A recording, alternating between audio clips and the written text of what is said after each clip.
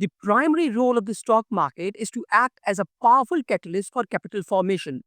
Think of it as the ultimate matchmaker, connecting those who have surplus capital, like our everyday citizens, our hardworking investors, with those who desperately need the capital, like our visionary entrepreneurs and corporations. Through the mechanism of an initial public offering or IPO, a private company can go public, issuing shares to a wide pool of investors. The funds raised from these IPOs are not just numbers on a screen. They are the lifeblood for innovation, expansion, and job creation. They build new factories, fund cutting edge research, and power the growth of startups that will define our future. Without this efficient flow of capital, our businesses would be shagged, their potential locked away.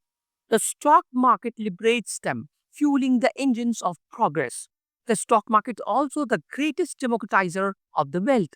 It's a platform where a laborer in a small town can own a piece of multinational corporation, where a salaried employee can grow their savings and build a secure future for their family. This accessibility encourages a vital savings and investments culture across the country.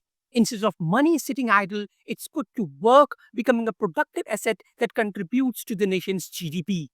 This shift from mere saving to active investment is a silent revolution, one that empowers individuals and strengthens the collective economic fabric.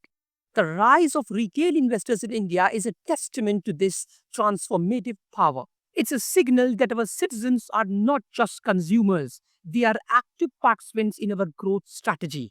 Beyond its role in capital and wealth creation, the stock market serves as a crucial barometer of economic health.